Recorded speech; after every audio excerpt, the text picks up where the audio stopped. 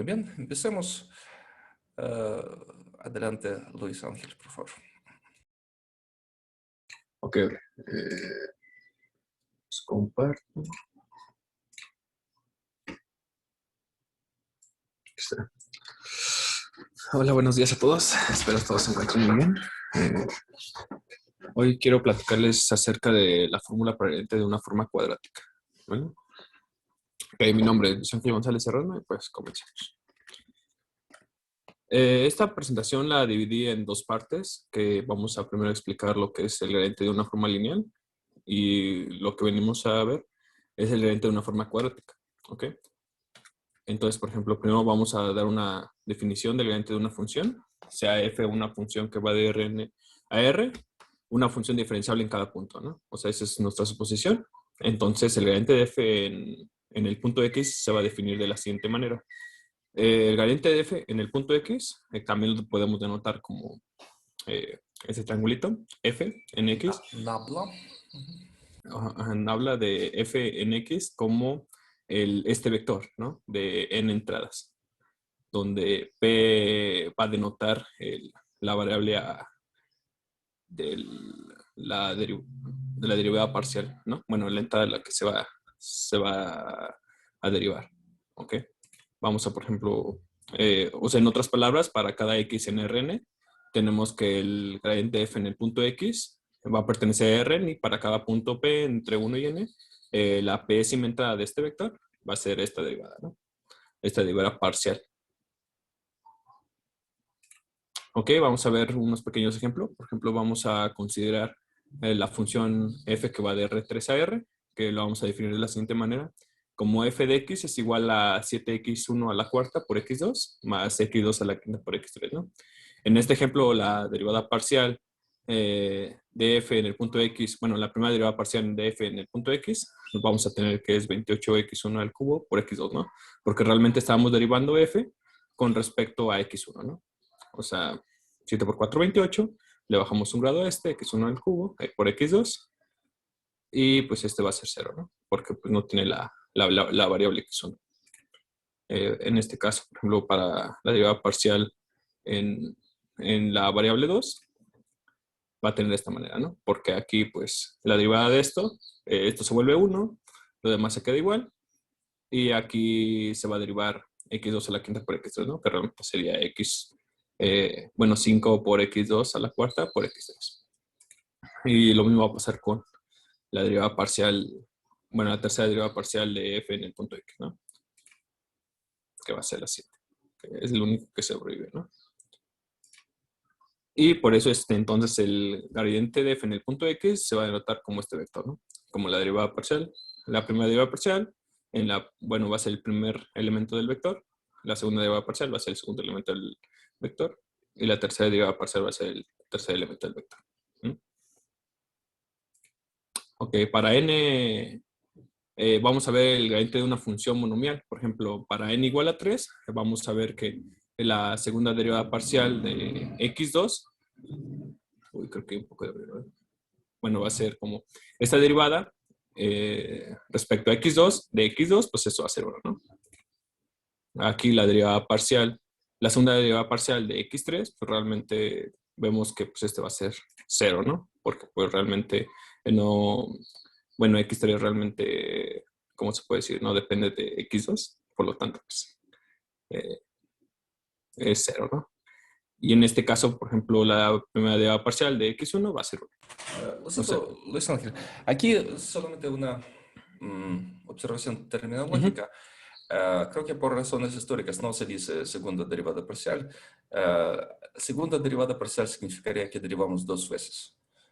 Así es el convenio. Ok, entiendo. Decimos derivada parcial 2, algo así. Ok. Es raro, pero así Sí, es sí, la sí. terminología. Escuché un poco raro. Ok, la derivada parcial 2 de x3 va a ser 0 y la derivada parcial 1 de x1 va a ser 1, ¿no? O sea, realmente, ¿qué estamos viendo aquí? Que pues si los elementos de la derivada, bueno, el subíndice de la derivada parcial es igual al de la variable, pues realmente va a ser 1 y en los demás casos va a ser 0, ¿no? Aquí, por ejemplo, la derivada parcial 1 de x2 pues va a ser 0, ¿no? Porque realmente no depende de x1. Y entonces tenemos la siguiente proposición. Bueno, más bien la fórmula para la derivada parcial de una función polinomial, ¿no?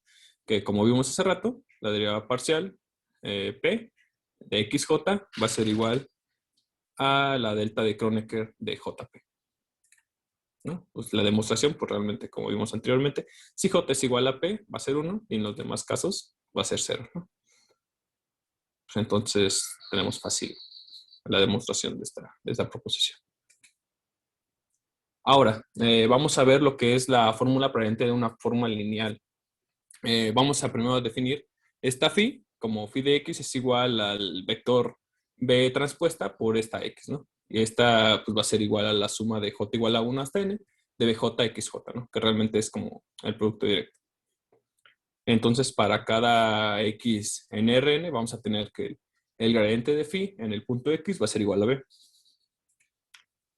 Vamos a ver la demostración. Vamos a concentrarnos solamente en una entrada arbitraria, ¿no? Una entrada P, donde P va a pertenecer de 1 a n. Entonces, el gradiente de phi en el punto x, bueno, la entrada pésima del gradiente phi en el punto x va a ser igual a la derivada parcial P de phi en el punto x, ¿no?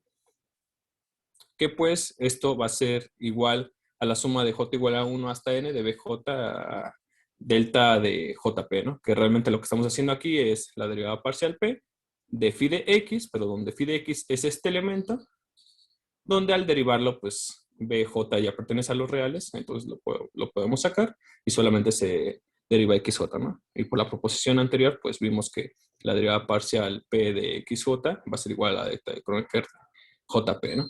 Y pues aquí, ¿quién sobrevive? Solamente sobrevive el j igual a p, ¿no? Por lo tanto, esto se vuelve 1 cuando j es igual a p, y entonces sería bp.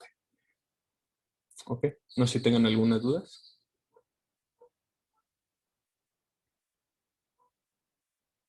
Ok, entonces continuamos. A ver, algún ejemplo cómo funciona esto. Ah, mm, no sé si se puede dibujar aquí o no. Si gusta, sí. ¿Ya? No se va a romper Ajá. Zoom, ¿no? No, pero a ver, ya tengo el lapicito. Ok, entonces 5x1 más 3x2. 3x2 ¿Cuál es el gradiente de esta función? sería 5,3, ¿no? Nosotros tenemos convenio que el gradiente escribimos como un vector, es decir, como una columna. Ah, ok, entonces, así. Aunque si pensamos en la matriz jacobiana de esta función, es más correcto escribirlo como fila. Entonces, la matriz jacobiana es una fila, pero el gradiente es más cómodo pensar que es una columna. Ok, ok. Muy bien. Deja por la gomita. Lo borramos.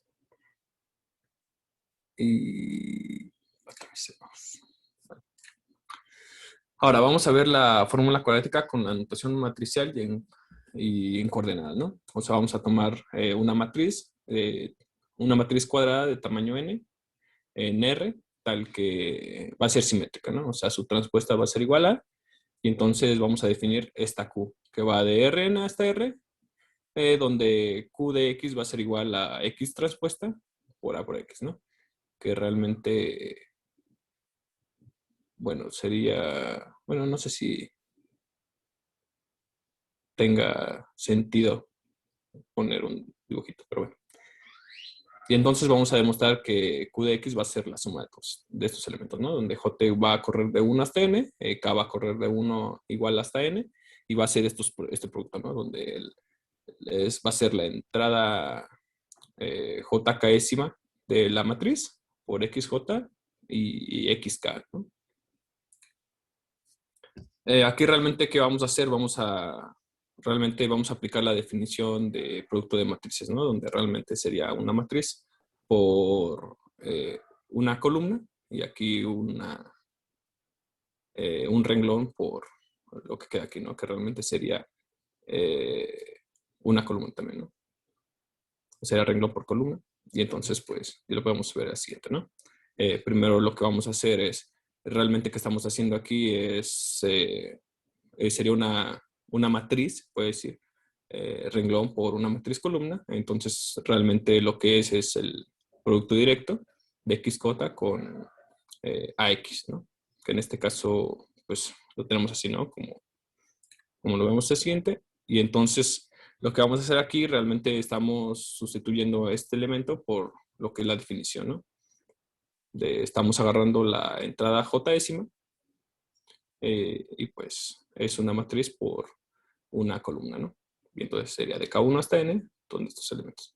Y pues simplemente pasamos el XJ hacia acá y ya tendríamos la proposición como tal, ¿no? Ahora vamos a ver un pequeño ejemplo. Aquí todo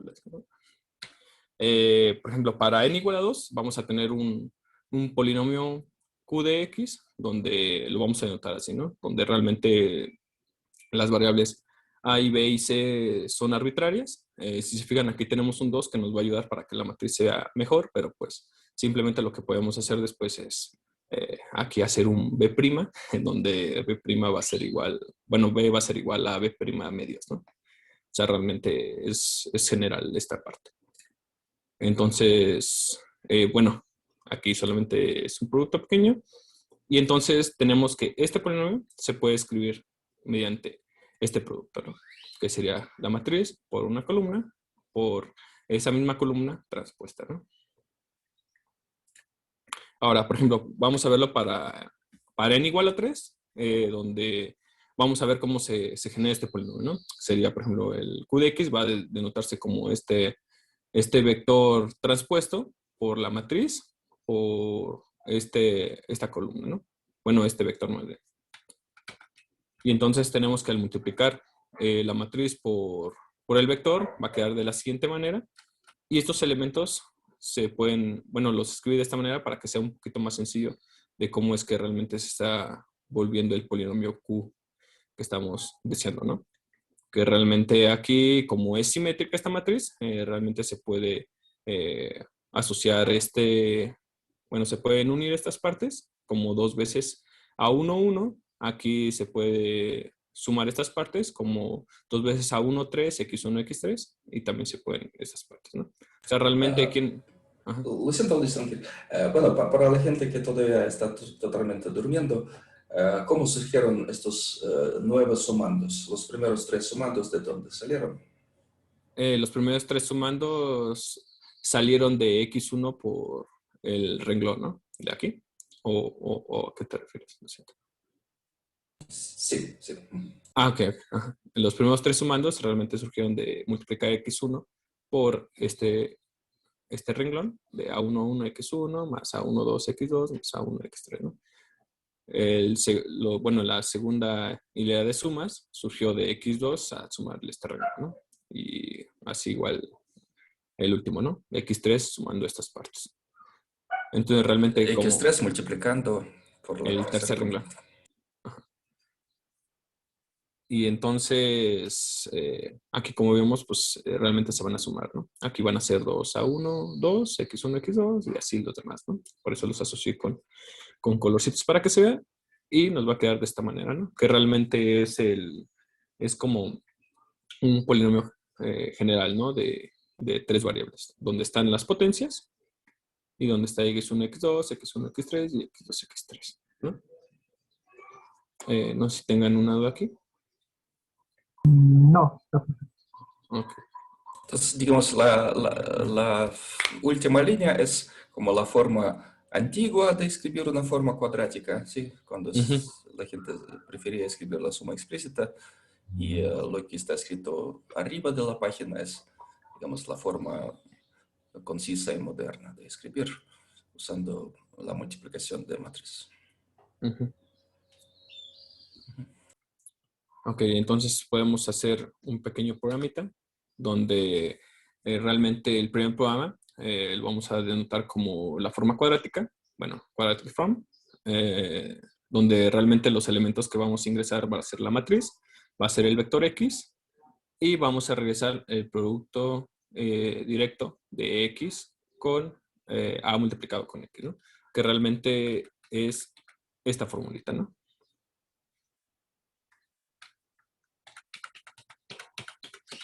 Y la segunda realmente lo que está haciendo es agarrar una entrada y le vamos a hacer su derivada parcial, ¿no? Que sería la derivada parcial numérica de la forma cuadrática. Entonces, los elementos que se le van a ingresar aquí van a ser la matriz, el vector, la entrada o sea, la entrada de la derivada parcial, queremos hacer, o Sí, más bien la derivada el parcial de índice. Sí. P, ajá, y H, ¿no? Que como recordemos, pues realmente cómo podemos derivar de manera muy, muy artesanal, que sería realmente Q de X más H menos Q de X entre H, ¿no? Bueno, el límite cuando H tiende a cero, ¿no? Entonces realmente lo que vamos a hacer es eso. Vamos a hacer una copia de X para que pues X siga siendo el mismo y solamente trabajemos con Y. Vamos a denotar como la entrada pésima de Y como Y de P más H, que realmente lo podemos escribir así. Y entonces aquí vamos a poner eso, ¿no? Que V de X, que va a ser la forma cuadrática de A en el vector X, ¿no? Ya que realmente va a ser la forma cuadrática de A en el vector Y, ¿no? Donde Y realmente es el X más H, ¿no? Lo siento, Luis Ángel, aquí estás diciendo un poco impreciso. Ah, H es un escalar, ¿sí? Ajá. Y X es un vector. Uh-huh. Entonces no podemos decir X más H.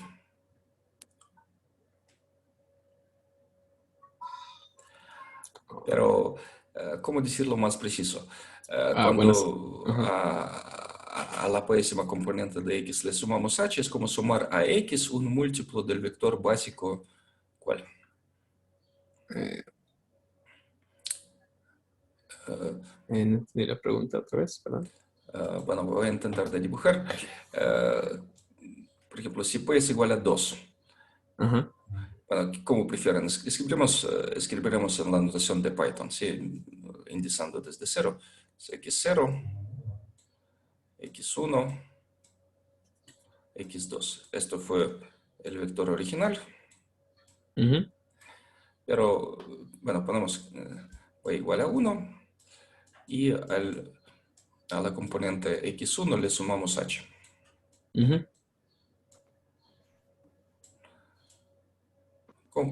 ¿Cómo escribir este vector Y de manera bonita y concisa vectorial? Es lo mismo que el vector X más, ¿quién? E2, H. E1, si indexamos desde 0, ¿sí? Bueno, sí.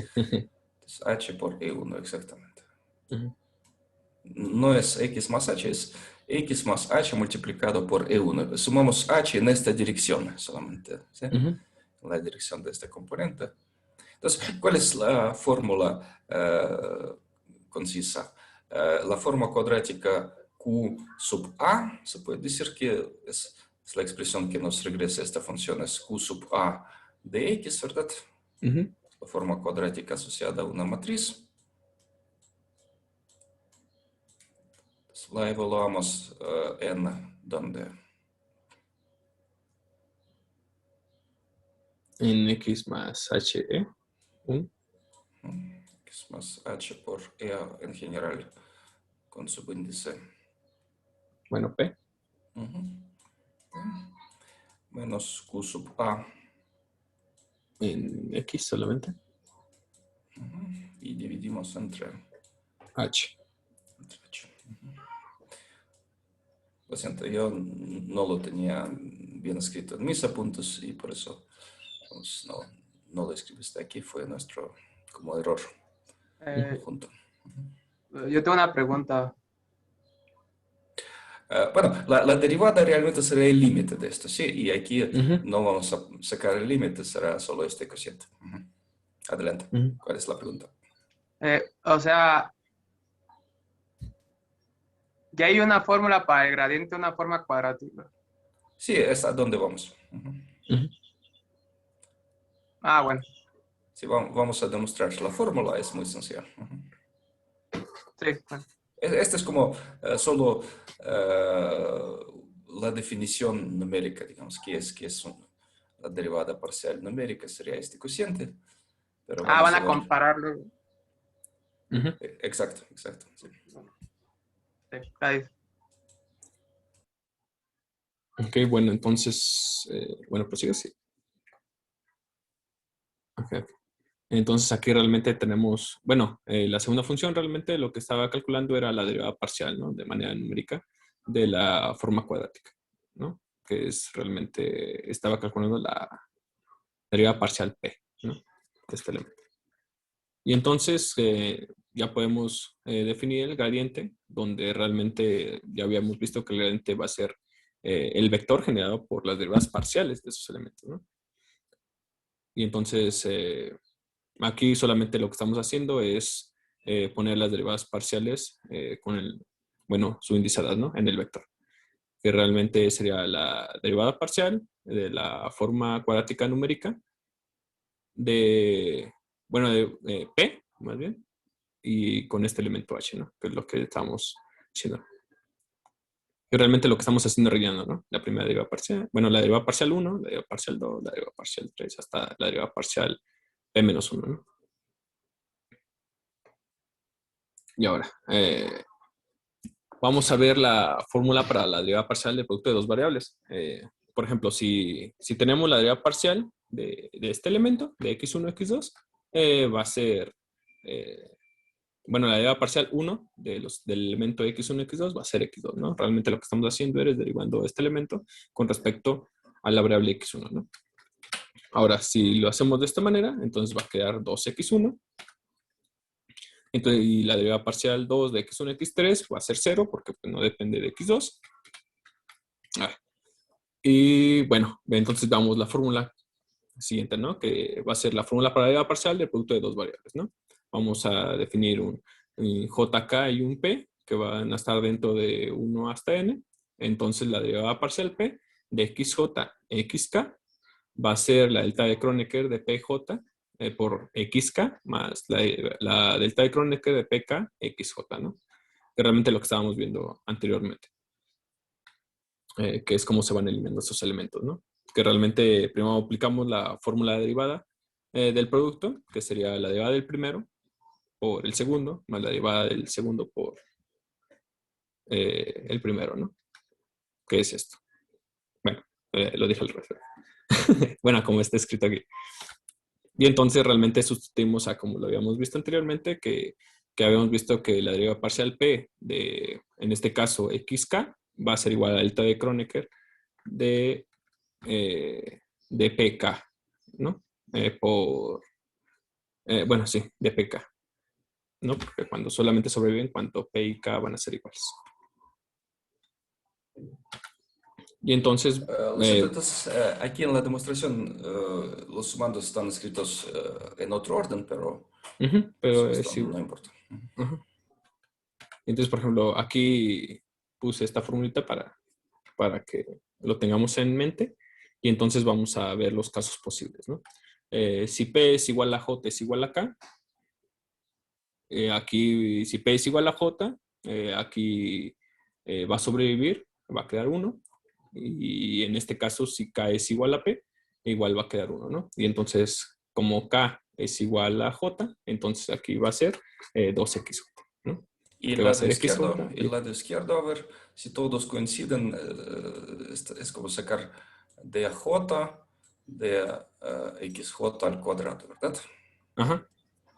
Vamos a ver quién es DJ de XJ al cuadrado. El lado izquierdo, ¿quién salió? 2 veces XJ, ¿no? Muy bien, entonces coincide en este caso. Ujú. Lo que estamos haciendo es una comprobación. Ya la demostración era Ah, muy cortita, ya está terminada, pero ujú. estamos comprobando por casos. Y ahora, si P es igual a J y P es diferente de K, aquí si P es diferente de K, este se vuelve 0. Y si P es igual a J, este sobrevive, ¿no? Que realmente este se vuelve 1 y este se queda como solamente XK, ¿no? Y Ahora, el lado izquierdo es quien estamos derivando respecto a J, ¿verdad? aquí en XJ por XK con dos índices diferentes, ¿verdad? Ujú. Y sí sale XK. XK.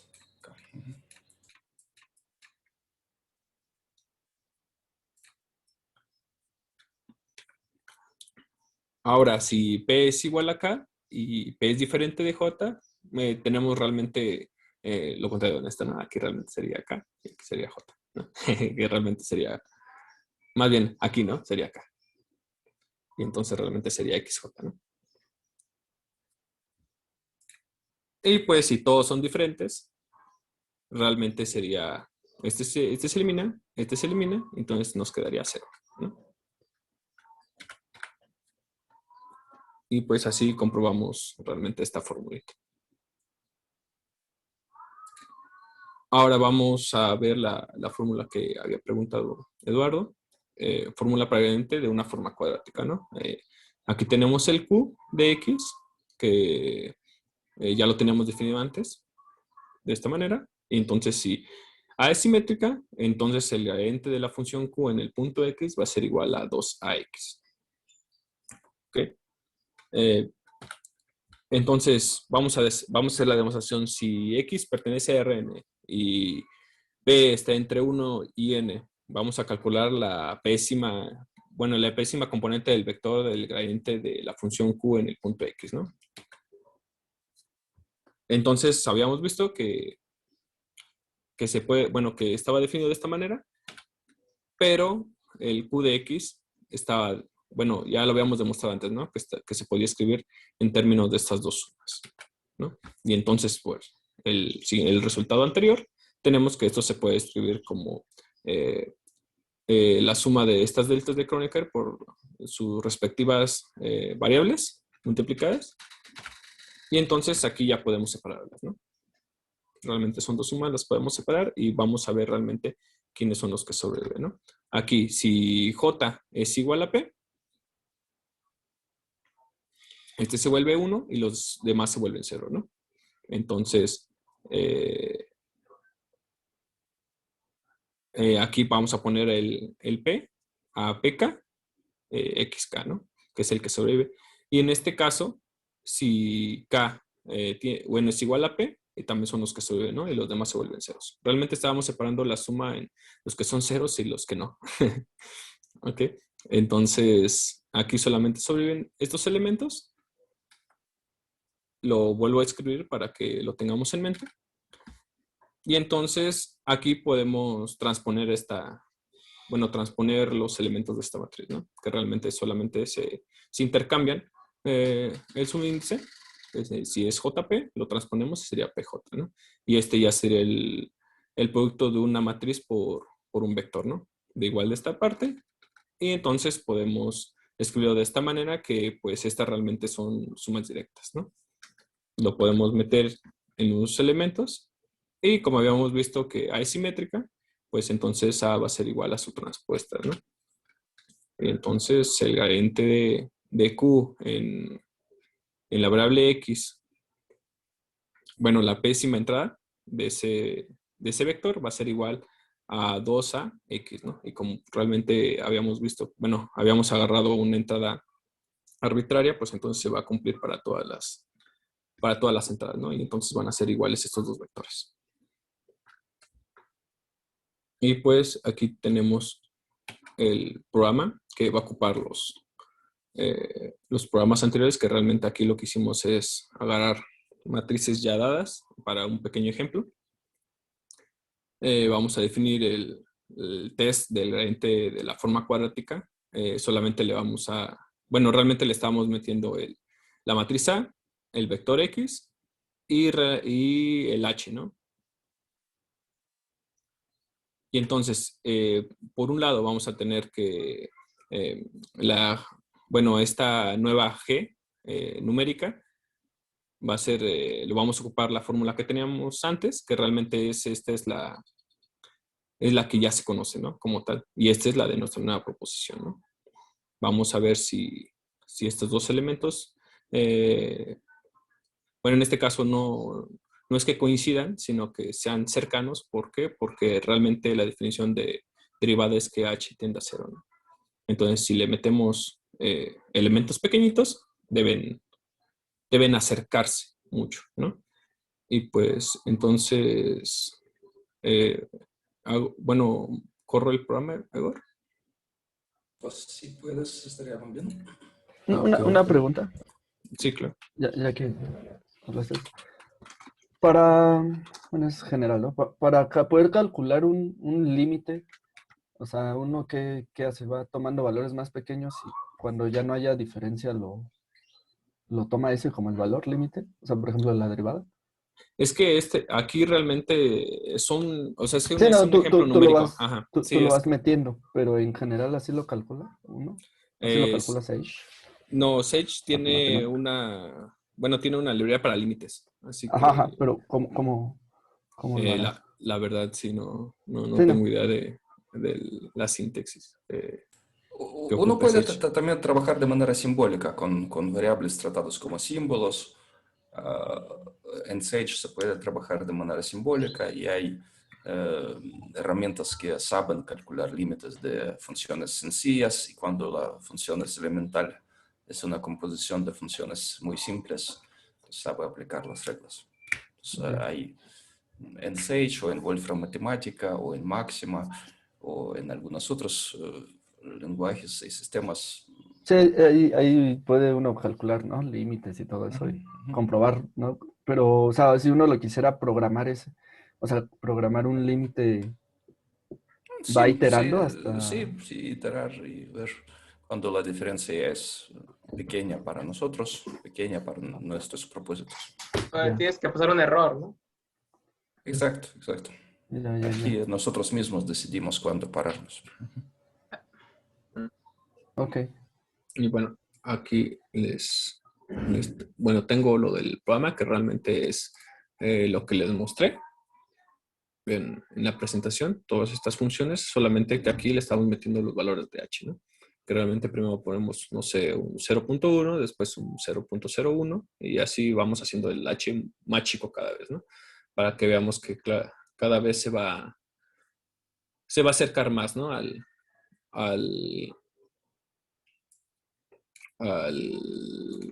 bueno, a esta nueva función teórica, ¿no? Bueno, más bien, sí, teórica. Entonces realmente aquí vemos, no sé por qué se ve este espacio, pero quiero hacer más grande la terminal, pero creo que no se puede. Se ve. Ok. Entonces realmente mandamos a llamar la función, algo así. Mandamos a llamar la función y realmente lo que hace es primero nos va a escribir el gradiente teórico y después el gradiente numérico. Uy, lo siento. Y entonces vemos que, por ejemplo, para 0.1 realmente está, bueno, depende de la perspectiva de cada quien, si está cerca o está lejos, ya que para el primer elemento, bueno, para la primera entrada, que recordemos que nos va a generar bueno, para la primera entrada, perdón, aquí se acerca, bueno, está, no sé si está muy lejos, está muy cerca para ustedes, con 0.5 y del otro es 0.30, ¿no? Entonces, para 0.1 vemos que se va acercando cada vez más. Aquí solamente hay una diferencia de 0.05 si redondeamos, y de este elemento sería 0.03, ¿no? Y entonces, si lo ponemos en 0.001, vemos que cada vez está más cercano. Y entonces realmente vemos que el comportamiento pues es bastante favorable, ¿no? Porque entre h se va acercando cada vez más al cero, vemos que estos dos resultados se van acercando cada vez más, ¿no? Bueno, el numérico se acerca al teórico. Ah, bueno, sí, bueno, sí, lo dije mal. El El numérico teórico es no se cambia. sí. El numérico es el que se acerca al teórico. Y pues bueno, eso sería todo. No sé si tengan algunas dudas. El caso cuando tu matriz no es simétrica, Ese caso no lo trabajamos. Otra vez, como dijo. Cuando la matriz que define la forma cuadrática no es simétrica. Es que debe ser simétrica, ¿no? Es buena pregunta. En la demostración, ¿qué salió, Luis Ángel?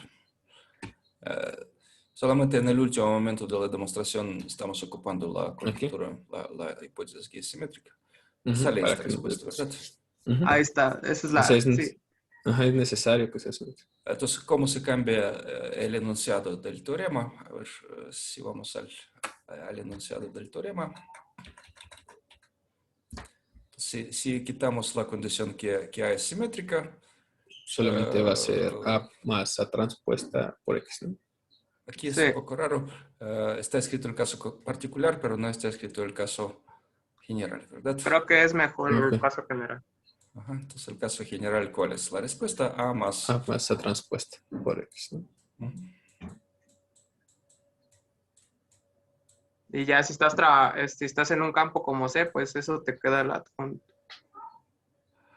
No, aquí desgraciadamente no podemos decir que es la adjunta, ¿no? Sí, A más adjunto, ¿no? O A estrellita. Aquí no es natural pensar en el caso complejo porque las formas cuadráticas no se definen tan natural en el caso complejo. Es decir, bueno, uno debería poner X estrella, ¿verdad? X transpuesto conjugado, ¿verdad? Y derivar respecto a Z o derivar respecto a Z conjugada son cosas diferentes. Yo diría que esto ¿No es natural? no es natural. Aquí pasa algo raro. Yo no sé cómo generalizar este resultado. Sugiero pensar si le interesa, pero no es tan fácil decir qué va a pasar, porque derivar respecto a Z y derivar respecto a Z barra son cosas diferentes. Sí, sí. Lo que estaba pensando es, o sea, La derivada respecto a... mantener las entradas complejas de A, pero siempre que esté actuando sobre pues, cosas en Rn. Pues. Pero eso pues no tiene sentido. Bueno, sería si solamente A es compleja, pero X es real, entonces la fórmula sigue siendo así, con A transpuesta.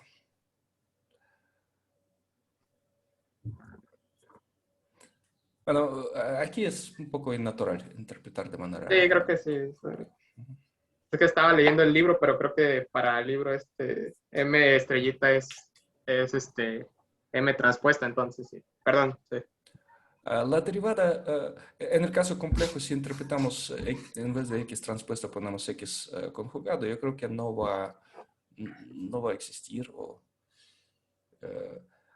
Más bien va a salir tal vez AX más A adjunto por X conjugado. Algo así. Yo tengo otra pregunta para usted, profesor. Adelante.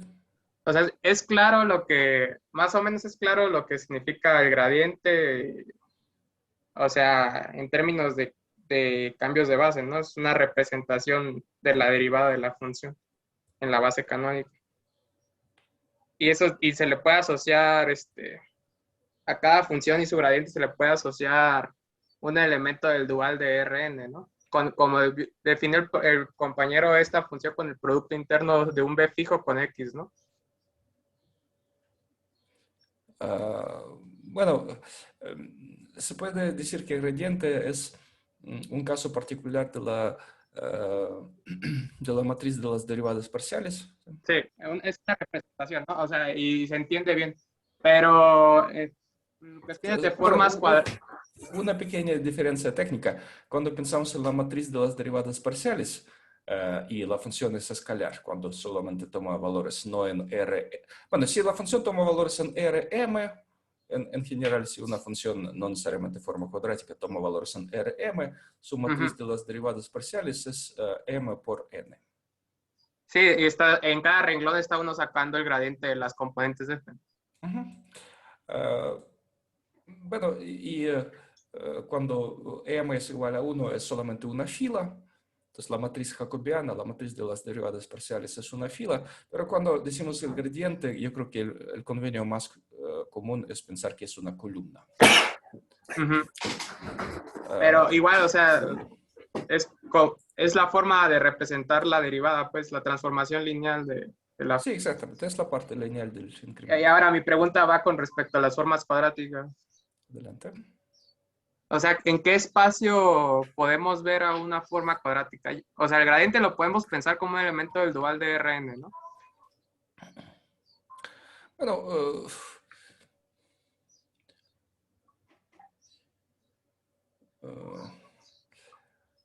bueno, quiere decir que es elemento del espacio tangencial, ¿verdad? Sí, exacto. Sí, algo, ajá. Sí, algo así. O sea, bueno, el gradiente genera el espacio ortogonal al tangencial, ¿no? Bueno, el gradiente de una función no necesariamente lo genera. Puede ser que, bueno, es solamente un vector. Tratado como gradiente en general, sí. Bueno, en el lenguaje, formas diferenciales, se puede decir que el gradiente es forma 1 y entonces, se puede interpretar en el lenguaje de formas diferenciales, sí. Sí. Pero es forma del primer orden. No importa cuál función Ya aplicamos. entendí, claro. Y la forma cuadrática es forma de segundo orden, ¿no? Se puede pensar así, ¿no? No me gusta cómo está pensando. Una cosa son funciones, otras cosas son formas. Sí, sí, sí. El Sí. gradiente es una forma y las funciones pueden ser arbitrarias, no importa.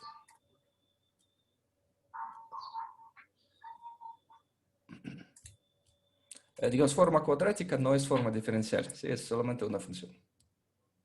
Pero, o sea, es que, por ejemplo, forma de segundo orden, que bueno, forma de segundo orden se puede pensar como combinación lineal de estos dx y con el producto, cuñita con dx y dxj, ¿no? Entonces, igual puedo llevar a pensar, y se puede pensar como un polinomio de segundo grado, o sea, obviamente eso de pensar esto entre comillas y hay muchos matices que uno no está viendo, pero puede pensarse que una forma cuadrática está viviendo ahí, ¿no?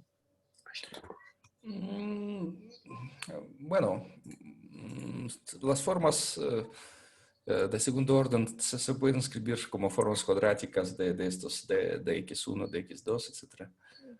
Pero también nosotros pensamos un poco diferente, que está dado una función así definida como forma cuadrática. Es una función que en cada punto toma un valor.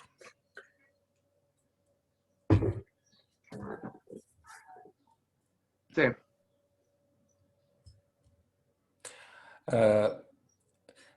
Más bien, lo que usted está pensando es, dado una función arbitraria, le podríamos asociar su, ¿cómo se dice? Su segundo diferencial en un punto. Y esto sería una forma cuadrática. Sí, sí. Yo creo que está pensando en esto, ¿verdad? Sí, sí estaba pensando en eso. Entonces, o sea, como tengo bien, o sea, más o menos tengo bien claro cómo identificar el gradiente, bueno, los gradientes con el dual. Entonces estaba pensando en ese, es que no me había puesto a pensar cómo, en qué espacio puede identificar a las formas cuadráticas. Pero Bueno, formas cuadráticas para nosotros son solo funciones en este contexto. formas, no, sí, perdón. Sí. Pero tiene razón, uno puede pensar en formas de orden 2, es decir, pensar como en las segundas derivadas de una función arbitraria y allá va a salir en cada punto una forma cuadrática. Sí, Sí, tiene razón. pero Bueno, creo que sí hay una relación íntima con las dos formas diferenciales, ¿no? exactamente, exactamente. Sí, Bueno, una manera elemental de hablar de esto, la matriz hessiana, ¿sí? Podemos pensar en la matriz hessiana, que se construye como D11F, D12F, etcétera, hasta D1NF. Se trata de derivadas parciales de segundo orden. Estoy usando la notación concisa para estas Ay, derivadas. no se ve. No se ve totalmente. Estoy escribiendo abajo. Sí, pero se alcanza a cortar, ¿no? Bueno, yo no lo veo, pero sí. Bueno, acá alcanzo a ver algo. DJK, digamos, F. Ya lo veo, ya lo veo. Es que estaba poniendo el mouse en la pantalla. La matriz de las derivadas parciales del segundo orden, esta se conoce como la matriz hessiana. ¿Sí? Y esta matriz sirve para describir los incrementos, digamos, del segundo orden. Sí, Y por cierto, para nosotros la matriz hessiana asociada a una forma cuadrática ya es constante, ¿verdad? Y ya es igual a 2 veces A en el caso simétrico. sí. La matriz hessiana sería 2 veces A. Bueno, esto ya no vamos a necesitar tanto, pero uno podría pensar en estos términos. Sí, sí, sí, sí. Gracias. ¿A usted?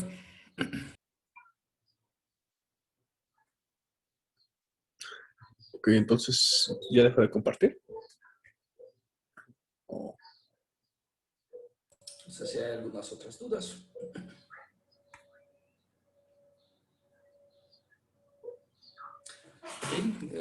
Gracias, Luis Ángel. Okay. Voy a mostrarles rápidamente cómo se puede usar esta fórmula para hablar del problema de mínimos cuadrados. Ya vimos cómo resolver el problema de mínimos cuadrados usando la descomposición QR y pensando de manera geométrica, pensando en términos de una proyección ortogonal, ¿verdad?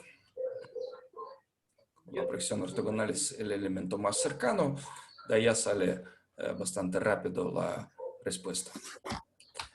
Pero también se puede hacer esto con otro razonamiento. Ya tengo flojera de explicarlo bien, pero aquí está explicado de manera rápida. Entonces, lo llamo razonamiento analítico.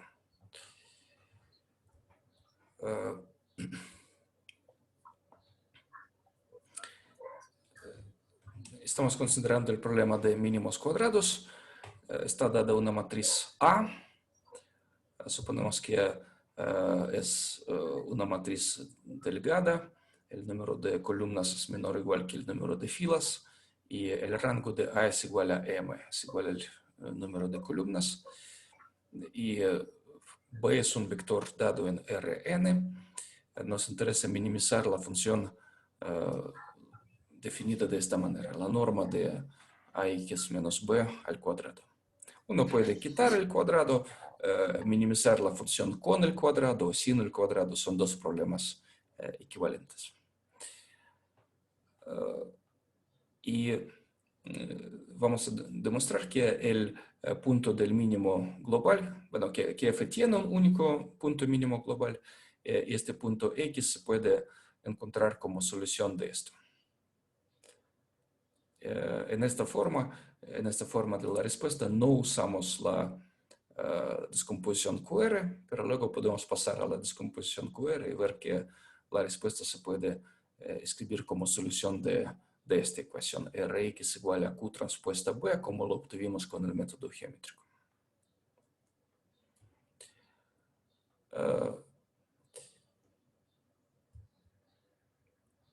Bueno, se puede demostrar que cuando la matriz A es delgada de rango completo, con esta condición que supusimos, la matriz A transpuesta por A es invertible y positiva definida, o me gusta usar la terminología moderna, positiva definida es mayor o igual, y aquí realmente es estrictamente positiva definida, es estrictamente mayor. Esta expresión. Es decir, la forma cuadrática asociada a la matriz A transpuesta por A siempre toma valores estrictamente positivos para X diferente de 0.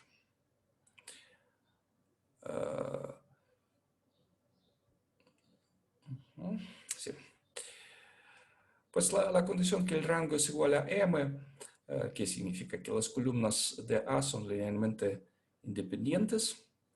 El producto A por X se puede escribir como una combinación lineal de las columnas. Y como las columnas son linealmente independientes, esta combinación lineal puede ser cero solamente cuando todos los escalares x1 y xm son iguales a cero. En otras palabras, hemos demostrado que el núcleo de A es solamente el vector cero. Hemos demostrado que la función, la transformación lineal asociada a la matriz A es, ¿cuál es la palabra correcta? Cuando el núcleo de una transformación lineal es igual a cero, se puede decir que la transformación es Inyectiva. inyectiva. Esta condición, que A es delgada de rango completo, implica que la transformación lineal es inyectiva. Otra manera de demostrarlo es pensar en el teorema sobre el rango y la nulidad. La dimensión del núcleo es la dimensión del dominio, que en este caso es M, menos la dimensión de la imagen, es decir, M menos el rango y sale cero. Esta fue la primera parte para verificar que el núcleo es cero, que la matriz A corresponde a una transformación lineal inyectiva.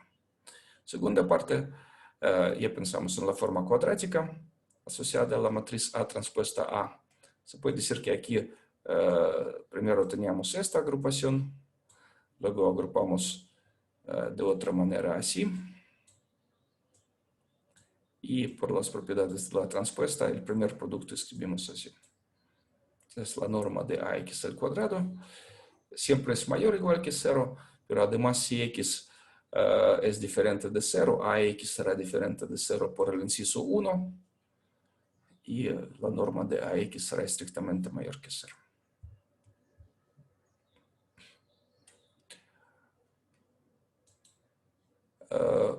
Lo último, hay que demostrar que la matriz A transpuesta por A es invertible. Bueno, suponemos que esta matriz A transpuesta por A es una matriz cuadrada, y demostrar que es invertible es equivalente a demostrar que la transformación lineal es inyectiva. Entonces, suponemos que X pertenece al núcleo de esta matriz. Entonces, si X pertenece al núcleo, por la suposición, esto significa que este vector es cero, pero entonces el vector X transpuesto por AX también es cero, este número. Y ya vimos que esto es posible solamente cuando X es cero. Entonces, el inciso 3 sale de manera natural del inciso 2. Bueno, esto fue como lo expliqué de manera demasiado rápida, pero espero que la idea sea entendible.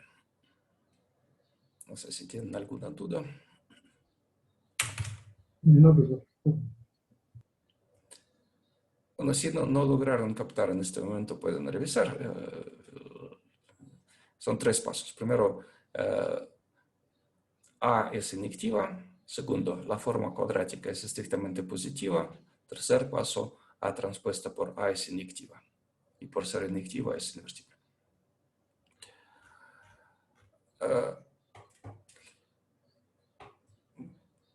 Bueno, aquí pensamos en la función 1. La función 1 está definida así.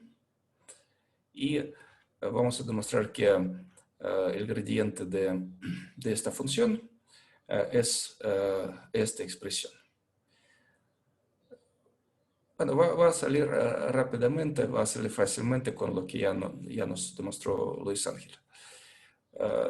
Simplemente expandimos esta expresión f de x, como definimos, como la norma al cuadrado de ax menos b.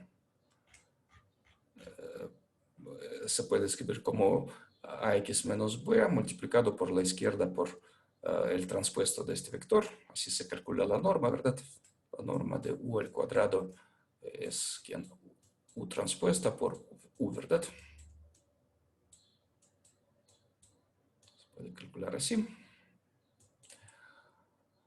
Y expandimos este producto, salen 4 términos, 4 sumandos, pero se puede ver que este sumando es el transpuesto de este. ¿De acuerdo?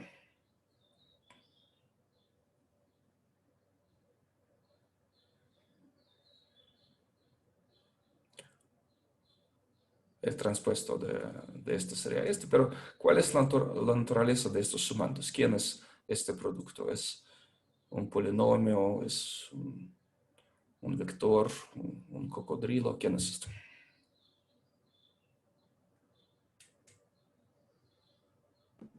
Ese es un número.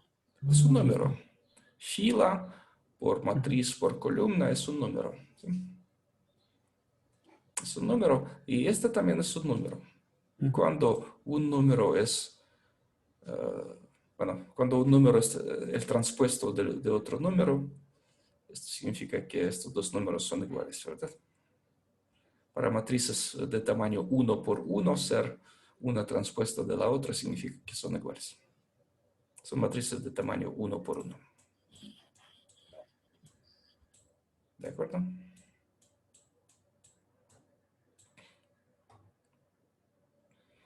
Entonces son dos números iguales y los podemos agrupar, por ejemplo, así.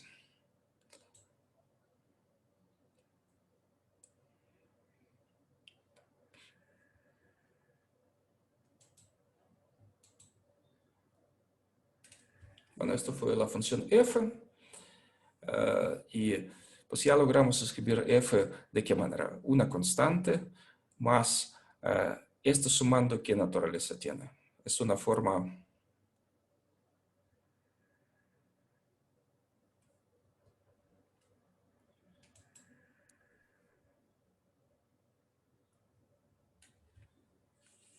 Es una forma lineal, ¿sí? Es una función lineal. Sí. Un vector transpuesto se multiplica por x. Es como un caso particular de una expresión de la forma u transpuesto por x, ¿verdad? Sí. Y aquí está escrita una forma cuadrática, pero la matriz no es A, sino toda esta matriz A transpuesta por A. Es la forma cuadrática asociada a esta matriz. Bueno, ya sabemos cómo calcular el gradiente. Bueno, el gradiente de la constante es 0. El gradiente de la forma lineal sale menos 2 veces por la matriz. Perdón, menos 2 veces por el vector que está aquí. El vector es A transpuesta por B. Y aquí sale 2 veces por la matriz y por X. Entonces, solamente aplicamos las fórmulas que nos demostró Luis Ángel, pero en vez de A es A transpuesta por A, y en vez de un vector U es ¿quién es U? En este caso U es ¿quién? Si representamos esto como U transpuesto por X, ¿quién es U? A transpuesta B. U es A transpuesta B. Es el arte de aplicar, digamos, teoremas conocidos, pero con otros objetos. No sé si tienen alguna duda. No, pues, Entonces, la idea es solo expandir la norma de ax menos b, expandir en la suma de 4 sumandos, notar que 2 de estos 4 sumandos son iguales y derivar usando las fórmulas conocidas.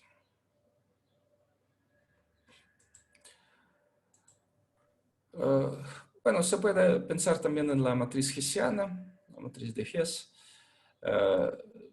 Es fácil ver que, bueno, la matriz de Hess es como derivar otra vez el gradiente, derivar otra vez, va a salir una matriz de números. En este caso, la matriz hessiana será 2 veces A transpuesta por A, y esta matriz 2 veces A transpuesta por A es positiva definida. El sentido geométrico es cuál, que la función f es estrictamente convexa, cuando su matriz de Hess es estrictamente positiva. Y para una matriz estrictamente convexa, Se sabe que el punto crítico donde se anula el gradiente será su punto mínimo global estricto. Esto se sabe por la teoría, digamos, elemental de funciones suaves, pero se puede omitir este razonamiento. Bueno, solamente lo estamos relacionando con cosas de cálculo de varias variables, pero vamos a ver que esto se puede omitir. Digamos, podemos no usar el concepto de la matriz hessiana. Vamos a demostrar que cuando una matriz A es delgada de rango completo, el sistema de ecuaciones A transpuesta AX igual a A transpuesta B. Bueno, ¿de dónde salió este sistema de ecuaciones? Es cuando anulamos el gradiente, cuando igualamos el gradiente a cero, ¿verdad? Sale este sistema de ecuaciones. Tiene una única solución y esta única solución es el punto mínimo global estricto de la función que nos interesa. Bueno, aquí la solución es única, existe, es única. Esto ya sale de la proposición anterior. Ya vimos que, por este lema, ya vimos que la matriz A transpuesta por A es invertible. Entonces, cuando igualamos el gradiente a cero, es decir, cuando escribimos la ecuación A transpuesta por AX igual a A transpuesta B, este sistema de ecuaciones tiene una única solución porque la matriz A transpuesta por A es invertible. Podríamos escribir la solución como que en X es igual a A transpuesta por A inversa, ¿verdad? Multiplicada por A transpuesta por B. Es la solución. Es la solución. Veremos que esta solución es el punto mínimo global de nuestra función f.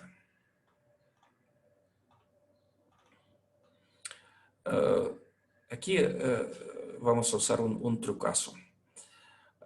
Pues suponemos que X es un punto arbitrario en Rm. Nuestro objetivo es mostrar que el valor de f en el punto X es más grande que el valor en este punto U. U es la única solución y queremos mostrar que es más grande. Bueno, ¿cómo lo hacemos? F de X, sustituimos toda esta expresión A por X, pero X representamos como U más H menos B transpuesto. Aquí A multiplicamos otra vez por X menos B y le restamos F en el punto U. ¿Qué tal? ¿Tienen dudas sobre la primera línea? Solo sustituimos f de x, f de u, poniendo x igual a u más h.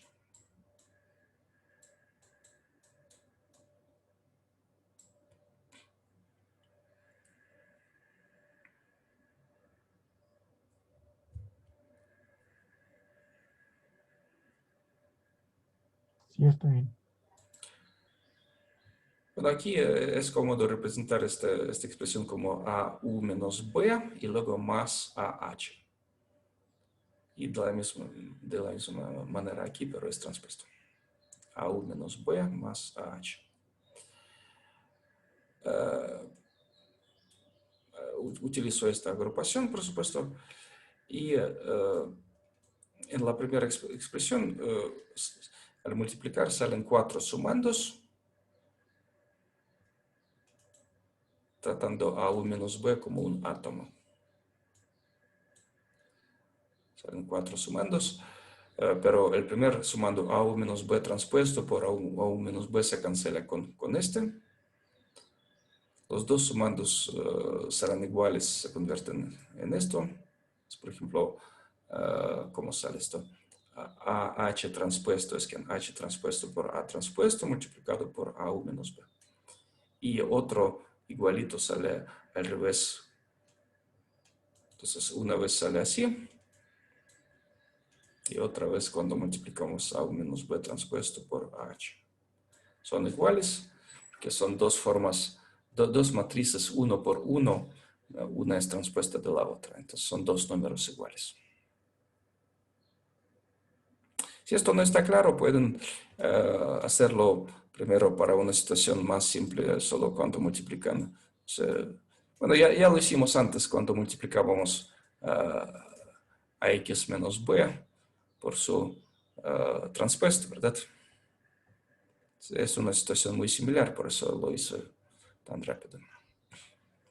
Bueno, y el último sumando es AH transpuesto por AH, es lo mismo que AH al cuadrado, la norma del cuadrado. Ahora miren, ¿quién es U? U es la solución de este sistema.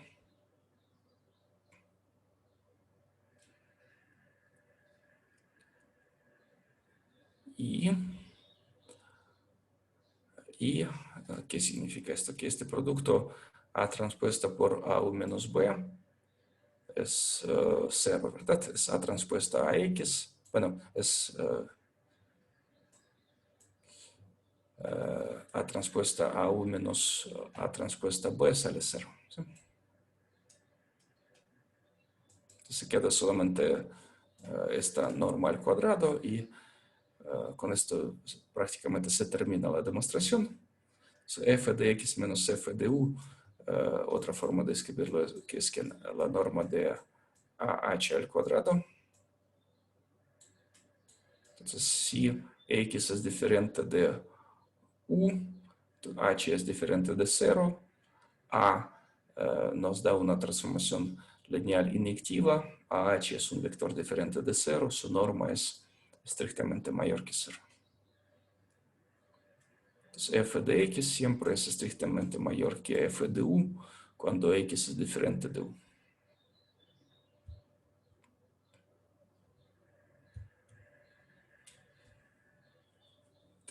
Bueno, ¿qué hace este razonamiento? Es una forma de evitar el trabajo con la matriz hessiana, con el teorema sobre las funciones estrictamente convexas, hacer todo de manera algebraica, evitando el análisis en varias variables.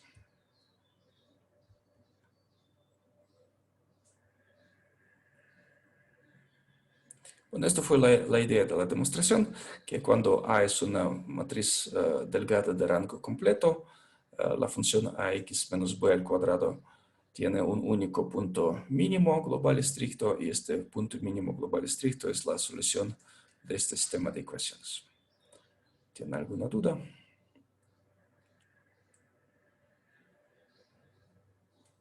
No, pues Ok. Ahora vamos a ver un ejercicio. Entonces, otra vez, ¿cuál es el sistema de ecuaciones que nos salió? A transpuesta a X es igual a quién? A transpuesta por B, ¿verdad? Sí. Bueno, históricamente esto se llama el sistema de ecuaciones normales asociado al problema de mínimos cuadrados. Bueno, la terminología histórica siempre es muy rara. Quién sabe por qué se llaman normales. Tal vez tiene que ver con perpendiculares o con algo así, porque el sentido geométrico realmente es pensar en el punto más cercano, que es perpendicular. Y históricamente, en vez de decir perpendicular, decían normal. Entonces, no sé, no lo puedo explicar bien, pero se llama el sistema de ecuaciones normales asociado al problema de mínimos cuadrados. Ahora, cuando cuando A tiene una descomposición QR,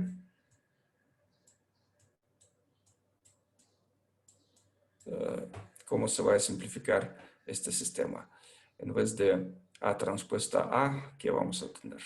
R transpuesta, R, ¿verdad? Ajá. yes. R transpuesta R. Ajá, aquí debe salir Q Ah, transpuesta, ¿verdad? QR. QRX y tiene toda la razón. Como Q es una matriz con columnas ortonormales, Q transpuesta Q se va. ¿Sí? Y del lado derecho sale R transpuesta. R transpuesta por U transpuesta. Q transpuesta B. por B. Bueno, este Q transpuesta por Q ya se canceló en el lado izquierdo. Y R, recuerden, cuando usamos la descomposición QR delgada, R de qué forma es una matriz. Triangular superior. Bueno, aquí transponiendo sería triangular inferior.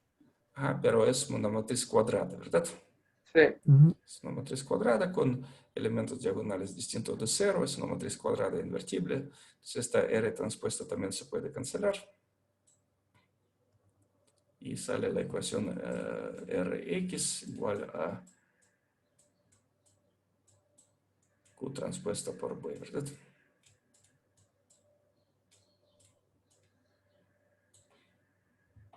Es la misma ecuación que teníamos antes.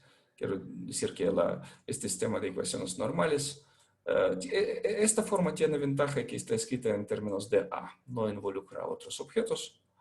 Pero para resolver este sistema, pues uno tiene que aplicar algún método de solución y realmente el método más eficiente es usar una descomposición QR de la matriz A. Esta ecuación es equivalente a esta. Uno Que es puede lo que ya usar, habíamos obtenido. exactamente, esta nos salió con el método geométrico. Ujú.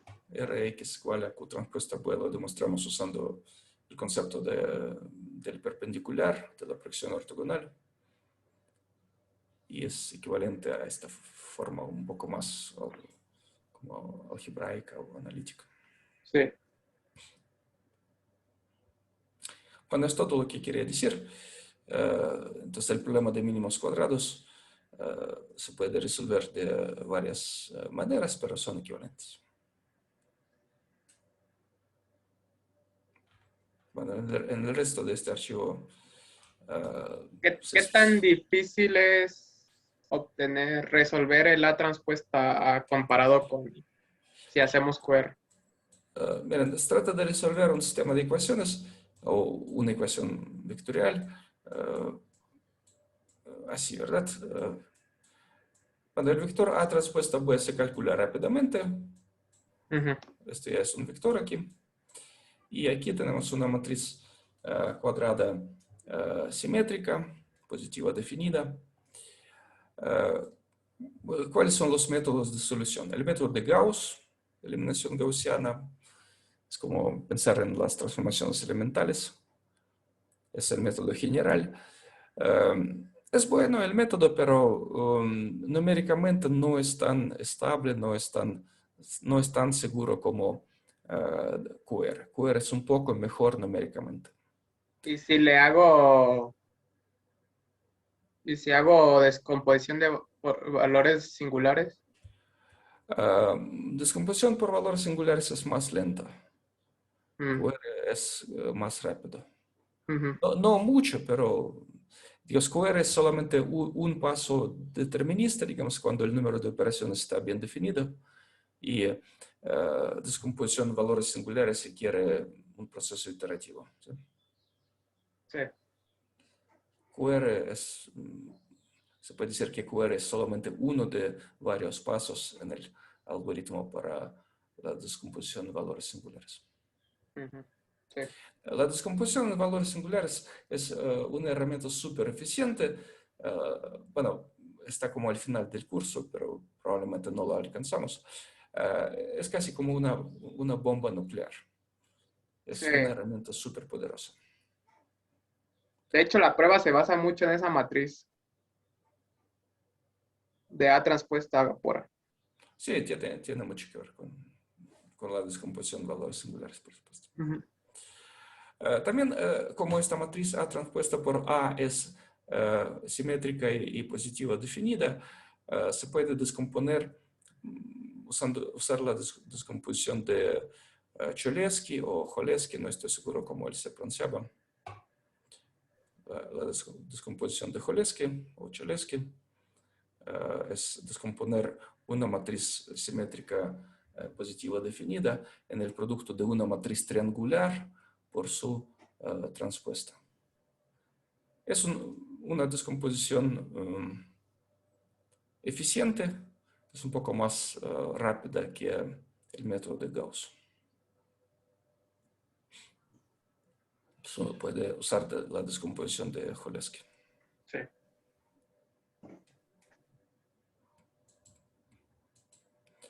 Bueno, es todo lo que quería decir en este tema. Y como sobre el tiempo, estaría bien continuar con alguna de las tareas grandes. Quien quiere mostrar sus avances.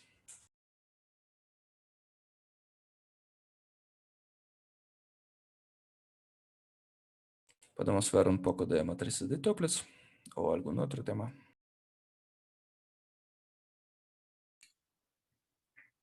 Ok. Sí.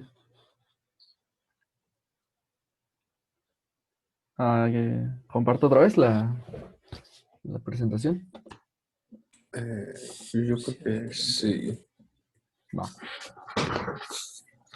Ya la abro.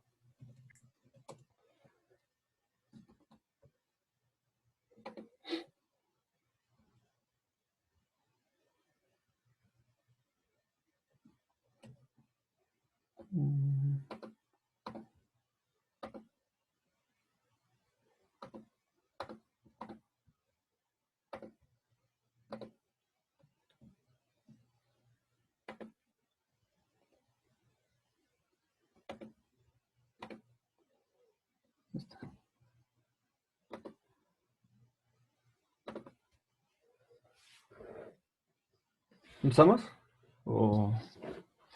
Adelante, estamos en la transforma definida de Fourier, ¿verdad? Sí. A veces la llaman transformada discreta de Fourier, pero creo que en la terminología moderna es mejor decir transformada finita de Fourier. Sí. Va. Entonces, bueno, continuamos con esta parte matriz de Toeplitz, donde ya pasamos de la construcción, aquí ya un algoritmo genérico. Ya hablamos cómo construir con dos ciclos. Luego hablamos un poco de la convolución cíclica, que hoy estaremos usando esta parte adelante, ¿no? En la del teorema de convolución y llegar a matrices circulantes, ¿no? ¿A dónde nos dirigimos para usar esto de la transformada de Fourier y el teorema de convolución? A multiplicar matrices, bueno, sí, multiplicar matrices de Toeplitz de manera más rápida, utilizando estas técnicas de Fourier y convolución. Más o menos, ¿no? Para allá vamos. Entonces, bueno, ¿en dónde nos quedamos la vez pasada? Uy.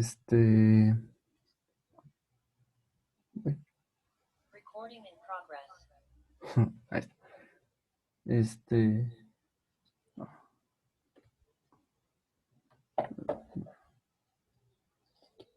En esta parte, ¿no? Iniciando el algoritmo para la transformada. Ah, sí, ahí está. Ya, entonces se toca a ti. Sí,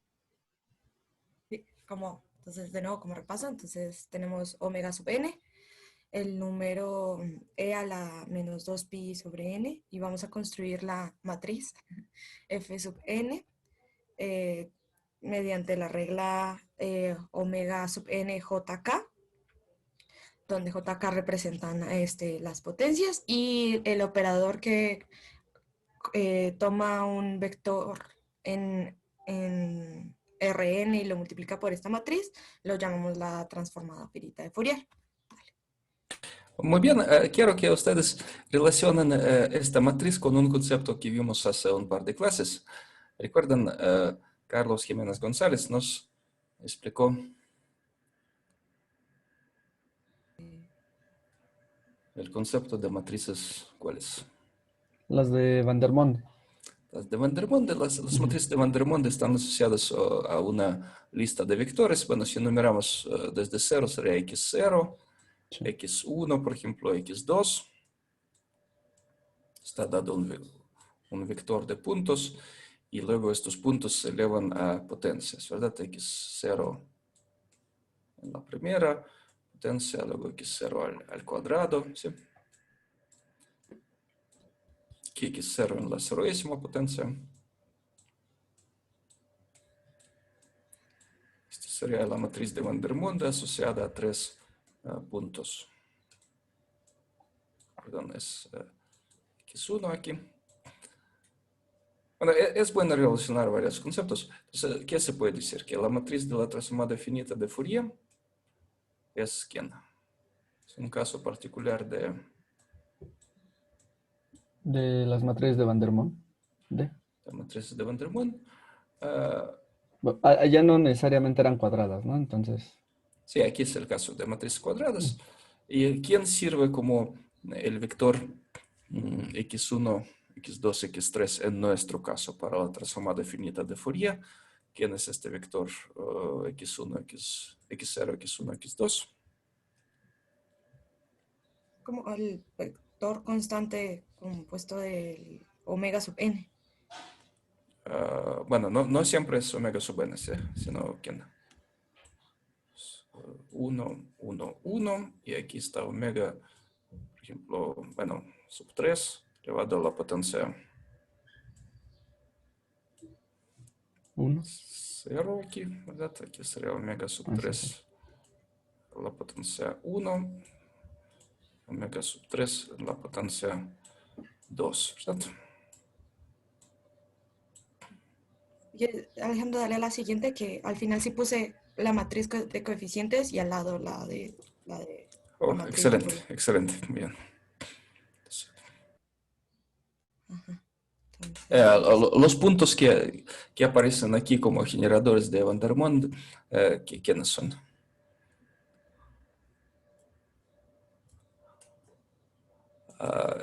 Digamos, es esta columna, ¿verdad? Son los puntitos x0, x1, x2, x3. ¿No? Son todas las potencias de omega 4. sí. Muy bien. Bueno, lo siento que les interrumpa, pero es importante relacionar con otros temas. Ujú. Entonces,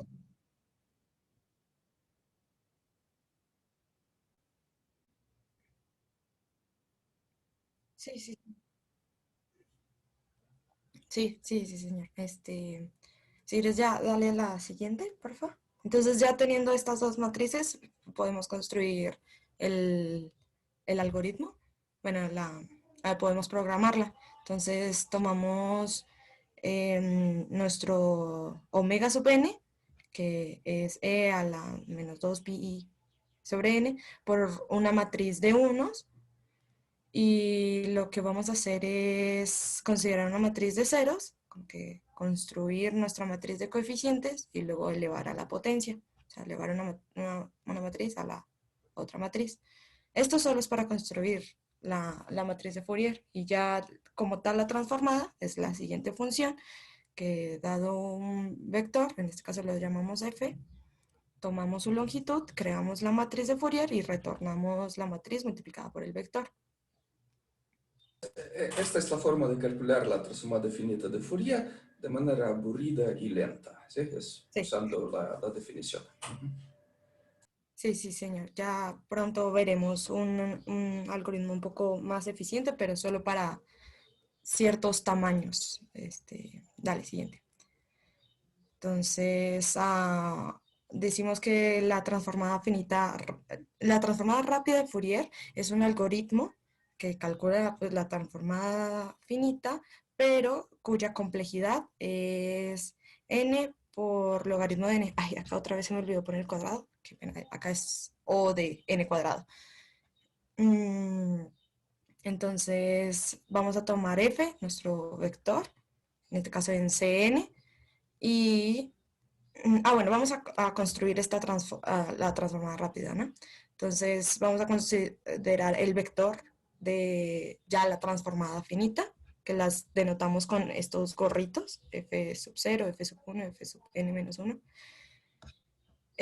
donde f sub k es, pues, es multiplicar la correspondiente columna, fila por la fila K por el vector F.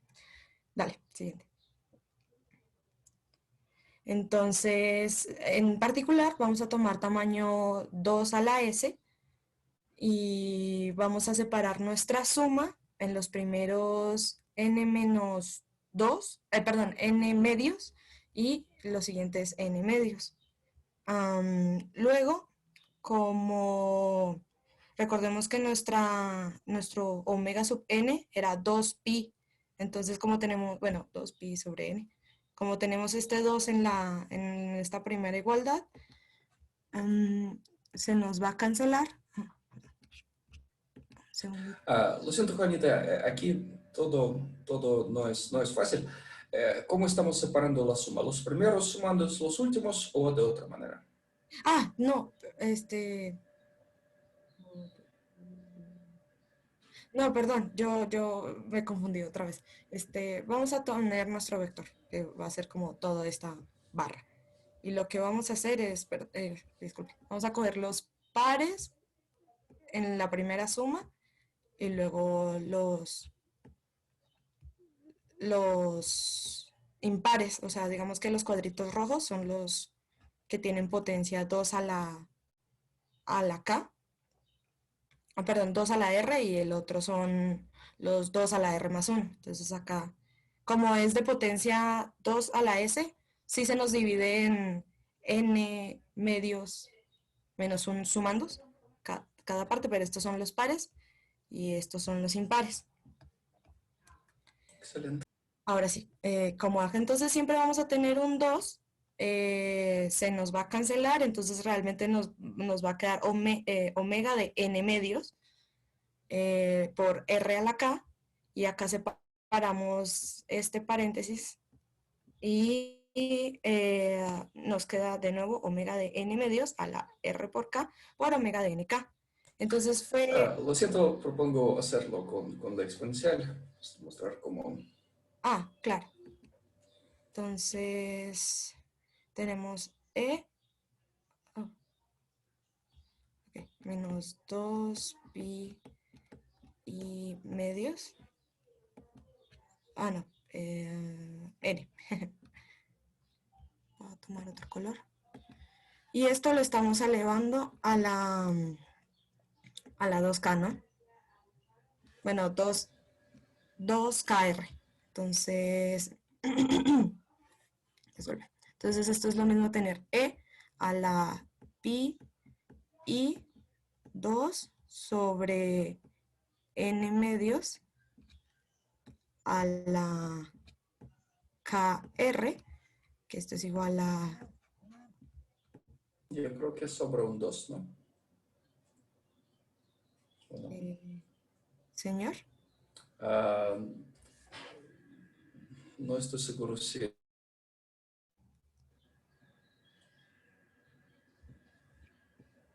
Sí, tiene toda la razón. Yo pensé mal. Usted tiene razón. Muy bien. Entonces, este es el primer coeficiente del sumando. Ahora vamos a hacer el segundo. Entonces es... Bueno, tenemos menos en el paso intermedio. Sí, acá hay un menos y ya. Acá lo mismo sobre n, pero ahora va a ser 2r más 1 por k. Entonces, si distribuimos, ya sabemos cuánto vale el primer sumando. Bueno, primero lo voy a entonces a distribuir. Mejor. Menos 2 pi y n 2rk por e a la 2 pi y n por k. Entonces, este fue el que ya calculamos, que nos da el mismo coeficiente, el mismo omega, perdón. K más R. Y nos queda este término que depende de K. Si quieres ya devuélvete a donde estábamos. Aquí, exacto. Pero la suma depende de R, entonces este K lo podemos sacar. Entonces, en este caso, para K igual desde 0 hasta n, n medios menos 1, tenemos que el késimo coeficiente de Fourier va a ser igual a sacarle el késimo coeficiente de Fourier a un vector de tamaño n medios más omega sub n a la k por el késimo coeficiente de un vector h que también tiene el mismo tamaño n medios. En este caso, ¿cuáles son los correspondientes vectores? Pues g va a ser el vector cuyas componentes va a ser las componentes pares de f y h va a ser las componentes impares de f. Estos solo son para los primeros n. Ahora vamos a ver qué pasa si tomamos los primeros n medios. Ahora, ¿qué pasa si... Lo siento, Juanita, usted tiene toda la razón, pero está yendo tal vez un poco más rápido que algunos pueden. Otra vez, esta suma que salió aquí es lo mismo que aparece en la definición de la transformada finita de Fourier, ¿verdad? Sí, señor. Pero con estos numeritos F2R son, podemos pensar que forman un vector GK. Aquí en vez de n ya tenemos n medios, pero es la transformada. Entonces, lo que está escrito aquí es quién. Es la, perdón, esto era G, no G sub K, sino G sub R. Yo escribí mal. Esto era G sub R. Y lo que salió es la transformada finita n medios aplicada al vector G con subíndice ¿cuál? K. No, pero R. Bueno, aquí salió K, ¿verdad? R era la variable de la suma y esto salió K. ¿Sí? Y de manera similar aquí,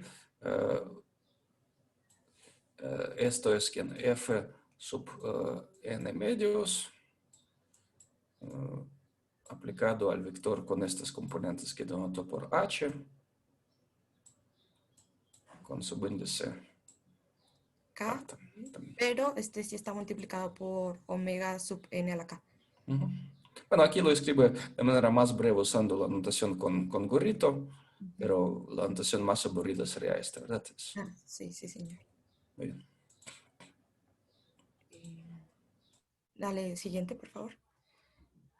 Entonces, ahora necesitamos, ya sabemos de 0 hasta n, hasta este término, ¿no? Entonces nos faltan también n medios, n sobre 2 términos.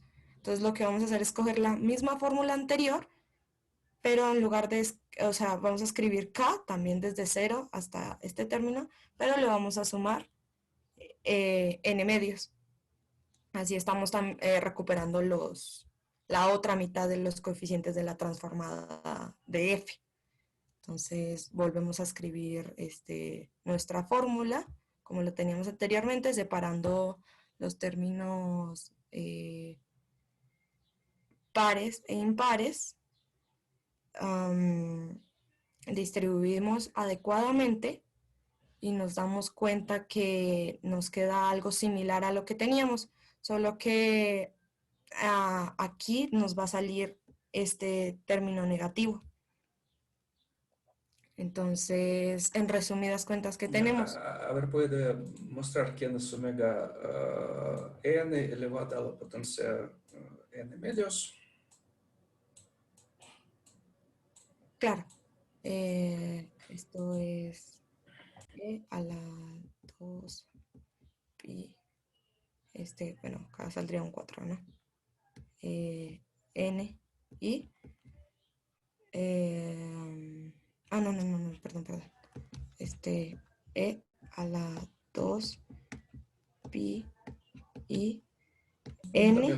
También hay un menos que no importa para lo que sigue, pero hay. Ahora sí, a la n medios.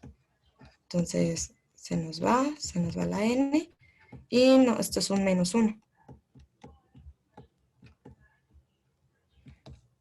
Entonces es este. Excelente. Entonces, este omega n elevado a n medios nos da -1. Creo que aquí ya debe aparecer -1, ¿verdad? Sí, errores de dedo. Sí. Entonces, ¿qué fue lo que se logró hacer? Dado un vector f en c a la 2 a la s, sabemos que su transformada de Fourier la vamos a poder describir de el késimo coeficiente, lo vamos a poder describir de dos formas. Bueno, sí, o sea, lo podemos simplificar de dos formas, por decirlo así. Acá con más. Y lo bueno aquí es que, si nos fijamos, sigue siendo el mismo, digamos que el mismo coeficiente al cual estamos multiplicando. Acá, el gorrito y la primera es para los primeros n medios y la segunda es para los otros n medios. Y lo bueno es que algorítmicamente, o bueno, para programar, si nos damos cuenta, solo tenemos que calcular entonces la transformada de G, la transformada de F, y solo una vez necesitamos multiplicar este vector por este coeficiente. Entonces, aunque se ve un poco más laborioso, en términos de multiplicaciones sí va a ser más efectivo. Tengo curiosidad, esta fórmula que acabo de dibujar, muy bonito, ¿está enunciado aquí como un teorema en estos apuntes? Esta No. presentación. Sí, a ver, dale siguiente. Es que no me acuerdo si lo puse. Bueno, esto merece ser No. un teorema, ¿verdad? Esta fórmula Otras. que No, estamos no lo viendo. puse. Es, digamos, el teorema matemático. Este teorema es una base del algoritmo. ¿Vale? Sí.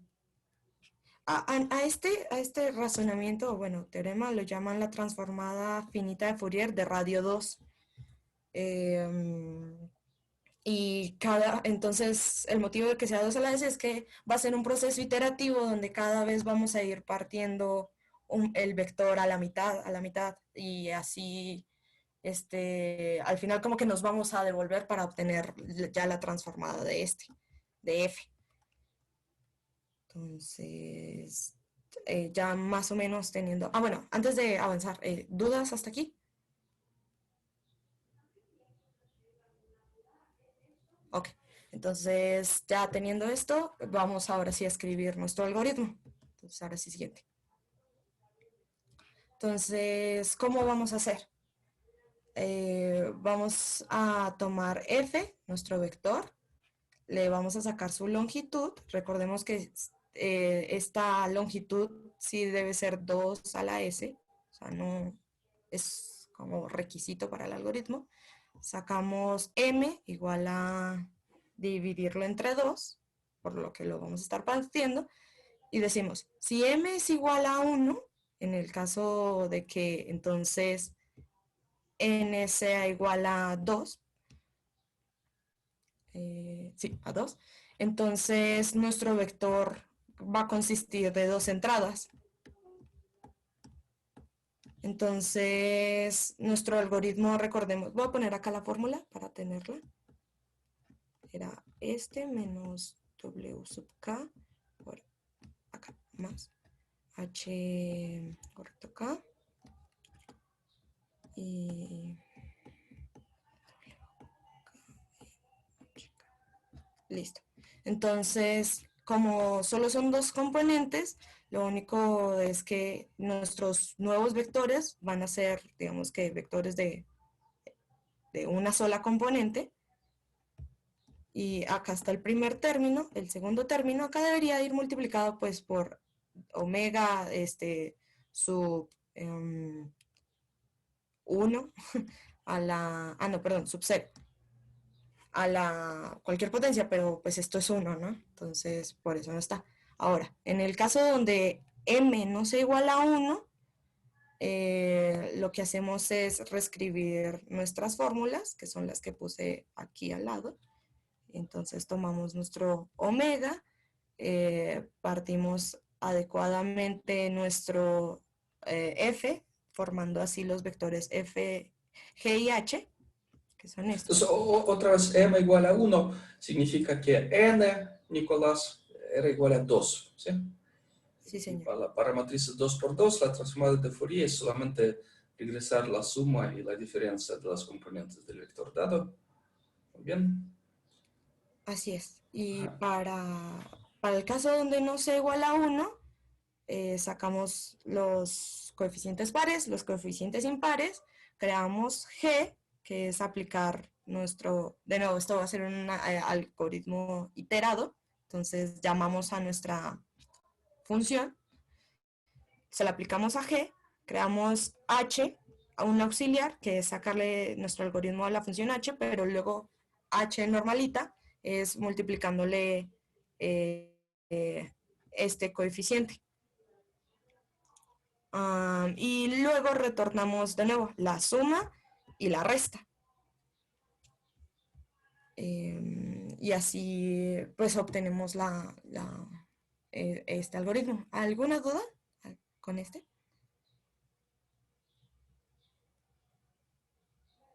Bueno, aquí estamos asumiendo, bueno, para poder calcular el número de multiplicaciones, vamos a asumir que nuestros omegas ya los tenemos calculados y guardados en algún lado. O sea, no vamos a contemplar las potencias de los omegas sub k, solo vamos a contar la multiplicación del escalar con el vector. Entonces, dale siguiente, por favor. Antes. Ah, Aquí, este código está en Sage, pero importamos de NumPy, Array y Concatenate sí. para poder hacer esta suma y esa resta que está ahí al final. Es más cómodo usar los arrays, porque está haciendo suma entrada, ¿no? Y no tener que usar esa función. Bueno, los vectores también podrían hacerlo, ¿verdad? Sí, trabajar no con listas de Python, sino con vectores de Sage. Sí. La cuestión que en cada paso, bueno, o sea, fue el por qué quisimos usar esto. En cada paso habría que estar construyendo vectores Muy en bien, ok. en cada uno de estos, o estar ahí tal vez haciendo otras cosas más elaboradas. Pero sí, tiene razón, profesor. Bueno, ya.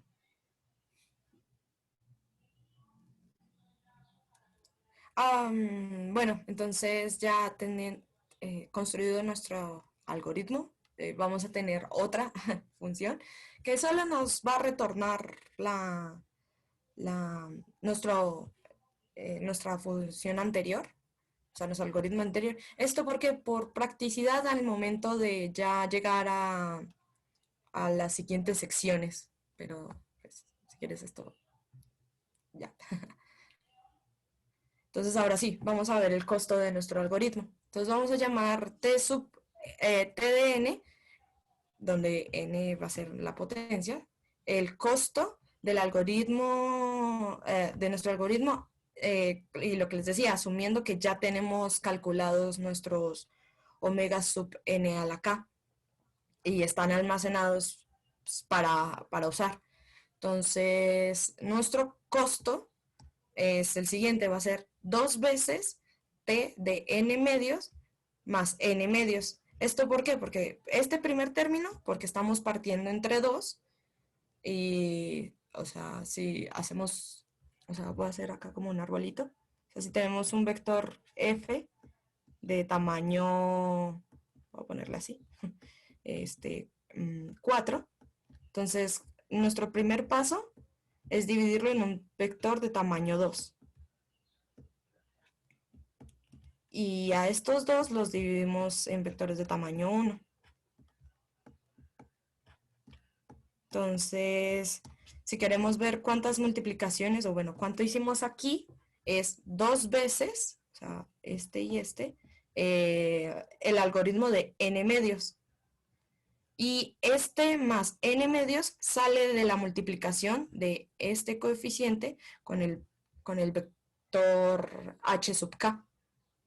Esto es cierto para n estricto a 2, porque recordemos que en el caso n igual a 2, que nuestro algoritmo era solo sumar y restar los escalares, entonces ahí no estamos haciendo pues ninguna multiplicación.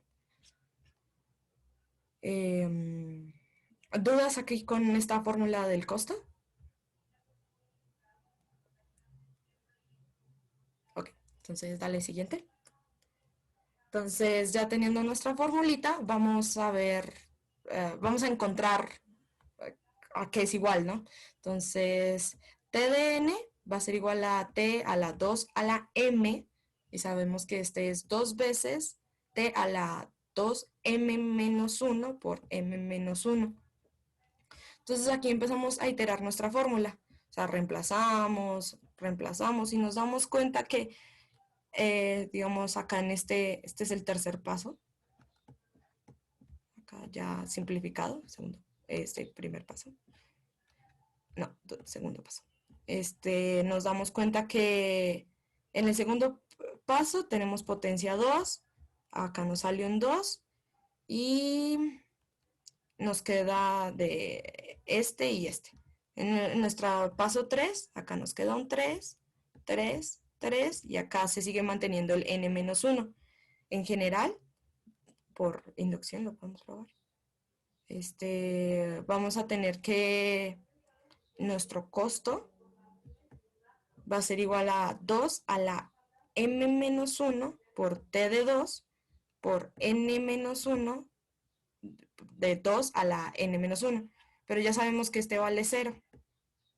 Entonces, lo que nos queda es que t de n es este numerito que está acá, pero recordemos que m es la potencia de, o sea, m es realmente logaritmo base 2 de n, o sea, solo reemplazamos, dejamos el 1 medio, el n lo pongo aquí y este término es el que está aquí. No nos dio exactamente lo que decían, no tengo muy claro por qué. O bueno, fue una pregunta, pero creo que al final no supimos. O sea, la transformada rápida de Fourier debía cumplir que tenía que tener un costo de bueno, una constante por este costo, pero nos dio algo medianamente similar. O sea, aquí es una duda para el profesor Egor, que no, o sea, no, así está bien, ¿verdad? O sea, sí verificamos las cuentas, pero no. Es que es su culpa que lo hicieron de manera demasiado eficiente. ¿Sí? Ah, En vez de reducir a las matrices de tamaño 1, ustedes redujeron a las matrices de tamaño 2 y ya evitaron las multiplicaciones. Claro, por eso nos hace falta como un paso para que sí se vea bonita la fórmula. Ajá. Miren, lo que obtuvieron, ¿cómo se puede escribir? Como n medios, n medios por el logaritmo de... Okay. Lo siento, yo hice mal. N medios por el logaritmo de n medios, ¿verdad? Sí, señor.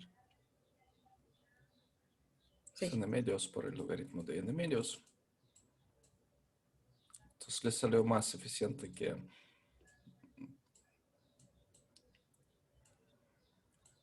suponíamos.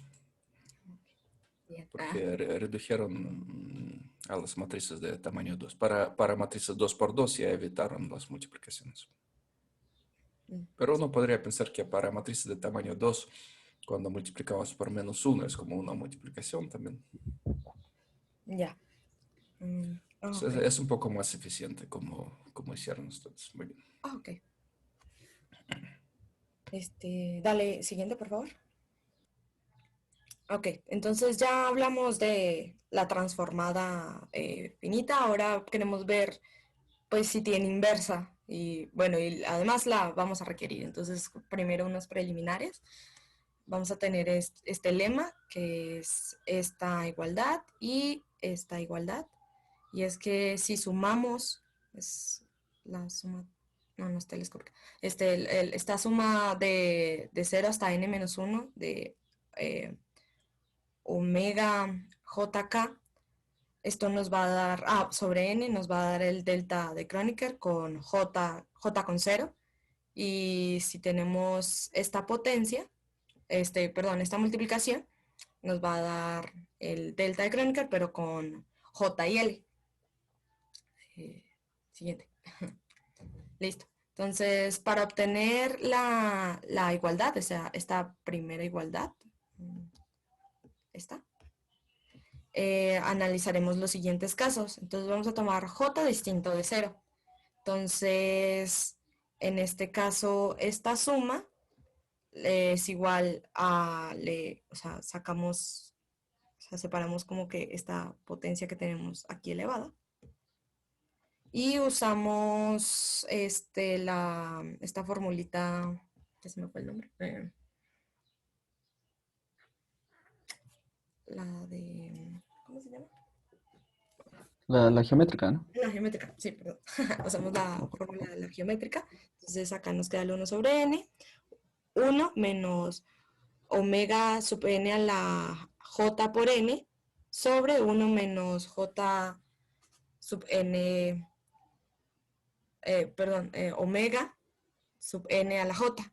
Pero pues esto es 0, porque ya habíamos visto que omega a la n, esto, bueno, lo habíamos visto con n medios, y nos da menos 1, pero este nos va a dar 1. En el caso donde j sea igual a 0, vamos a tener esta suma, la cual se va a convertir en sumar n menos 1, sumar n veces 1. Como teníamos este coeficiente, nos va a dar 1.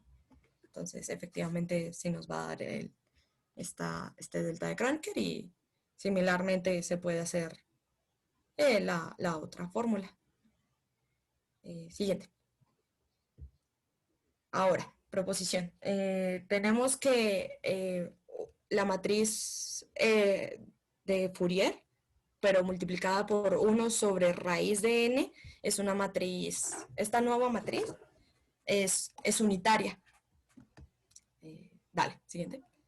Entonces vamos a ver la demostración. Entonces vamos a tomar por su adjunta. Y lo único que cambia aquí es que como tenemos raíz y raíz de n, nos queda 1 sobre n. Aquí solo es conjugar, que conjugar es solo ponerle un signo negativo a la exponencial. Usamos nuestra fórmula de la proposición anterior.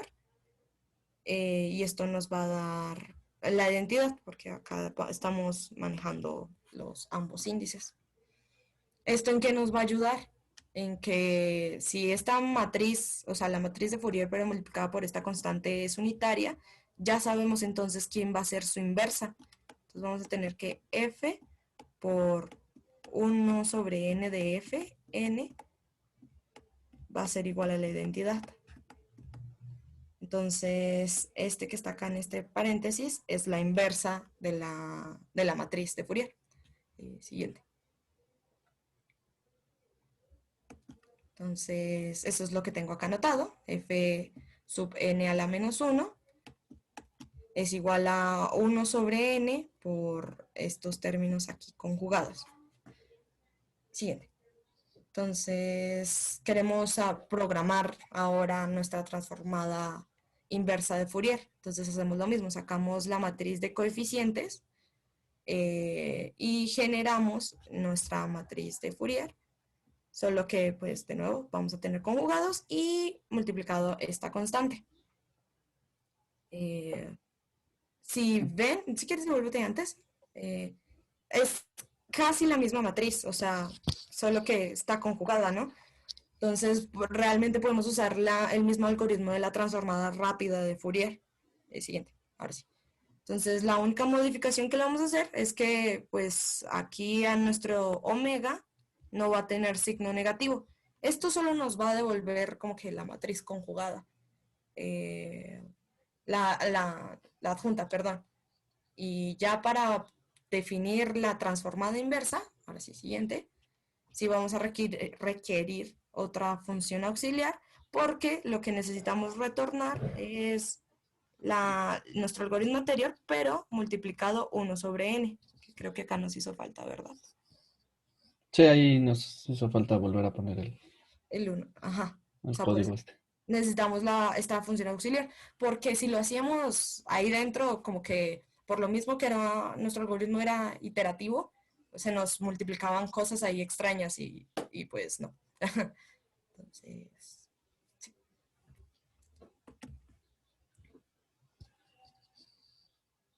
Dale, Eh, siguiente. bueno, ya iría Luis, pero Excelente trabajo, pues ya se terminó el tiempo. sí. Bueno, como una motivación para todos los que estamos viendo esto, por supuesto la transformada finita de Fourier no solamente se usa para multiplicar matrices de Toeplitz por vectores, tiene muchas otras aplicaciones. Es uno de los, bueno, sin duda es uno de los 10 algoritmos más importantes que existen en la historia de la humanidad. Tal vez uno de los 5 más importantes, donde se utiliza la transformada rápida de Fourier, es decir, el algoritmo eficiente para la transformada finita de Fourier. También para multiplicar polinomios se puede utilizar este algoritmo. En vez de multiplicar polinomios de manera trivial, se pueden multiplicar polinomios de manera eficiente con la transformada rápida de Fourier. Y pues para transmitir y comprimir audio y video, ¿sí? Según yo entiendo, cada vez cuando escuchamos un mensaje de audio por WhatsApp o por otros medios, o cada vez cuando estamos viendo un video en YouTube, los enanitos pequeños están haciendo la transformada rápida de Fourier.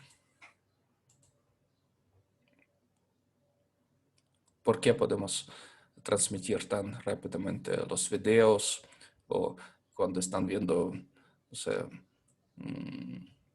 televisión con resolución enorme de 4K? Cada vez esto es posible por utilizar la transformada rápida de Fourier. Antes la gente no podía verlo porque no se utilizaba la transformada de Fourier. Se transmitía la información de manera directa y esto no es tan eficiente.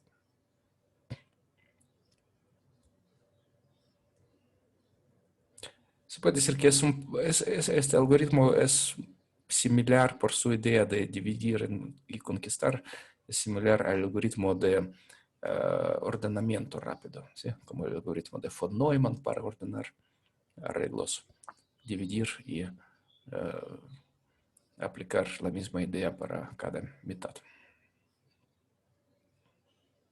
No sé si tienen algunas dudas urgentes.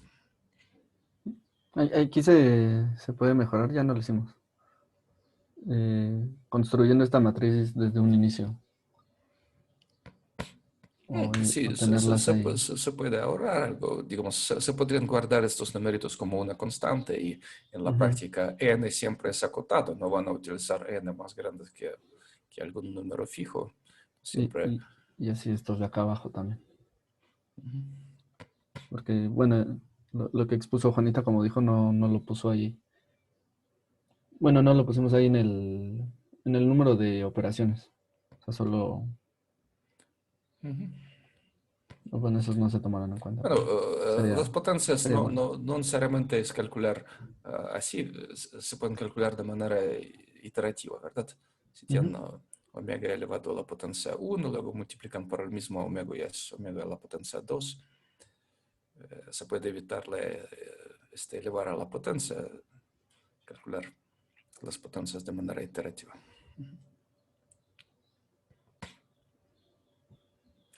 Excelente trabajo. Pues si no hay dudas urgentes, nos despedimos. Yo debo ir a otra clase.